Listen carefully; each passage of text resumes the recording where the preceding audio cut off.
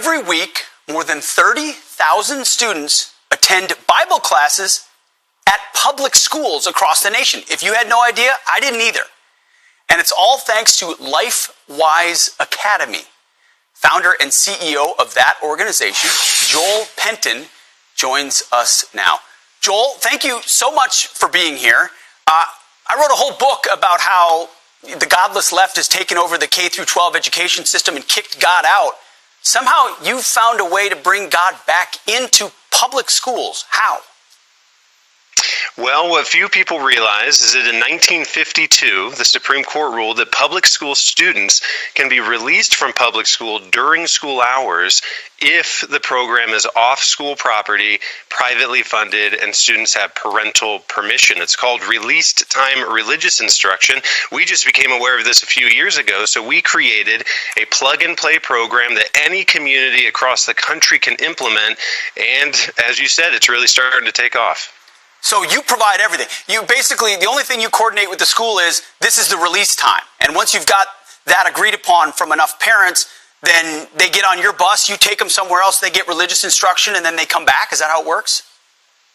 That's exactly right. We provide the tools, the templates, the process, the coaching to communities across the country, but local communities come together, they form a steering committee, they form a leadership board, we help them talk to the school, and yes, logistically, we pick students up at the school, usually in a big red LifeWise bus. We take them to a nearby facility, usually a church, teach them a Bible lesson, and bring them back, and we're often seeing huge participation rates, often more than 50% of the entire school will enroll and get a Bible class as part of their school day. Joel, I love this. And it's, I've got to imagine it's all across the spectrum. It's city, it's rural. I mean, everywhere people are craving God back in school.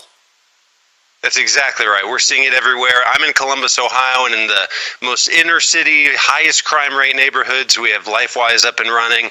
In the most remote and rural communities, in the most affluent suburbs, and we're, coast to coast at this point. We're confirmed next year to be live in Los Angeles, California, of all places. Wow. Well, the American people are with you. Recent polling shows that 56% of Americans support teaching public school students biblical values. It was ripped out. You're right. The Supreme Court codified rejecting a lot of those things in schools, but you found a place where the Supreme Court said it can still happen. If our viewers out there are watching and they're interested for something like this for their kids or grandkids, where do they find more information? And walk us through just a little bit of how you do get this started.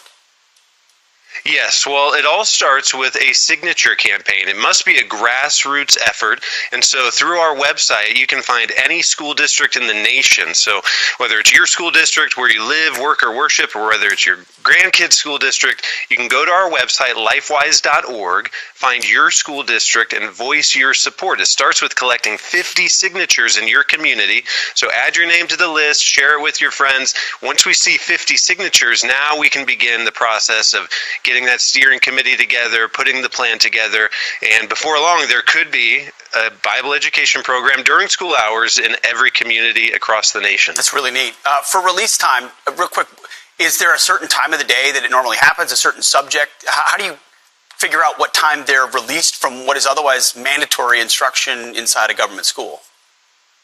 Great question. It cannot infringe upon core classes, so it can't take the place of an English or a math or something like that. And so we work with the school usually as part of their specials rotation, things like art, music, gym class. It's built into that rotation.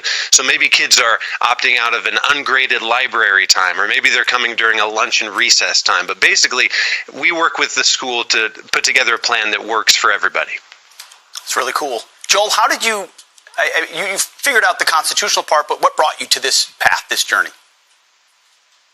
I was actually inspired by a program in my hometown that started after I moved away. I live in Columbus, Ohio now. I'm from a small town in Northwest Ohio, and they started a release time program in 2012, saw nearly every student enrolled, 95% of the entire school enrolled. They came to me and said, "Hey, Joel, how come there isn't a program like this in every community coast to coast?" And I said, "Well, I think you need to do is create a plug-and-play program that any community can implement to remove the barriers to entry because it's hard to pull off." And they said, "That sounds like a good idea. We think you should do that." And that's kind of how it got started. Amazing.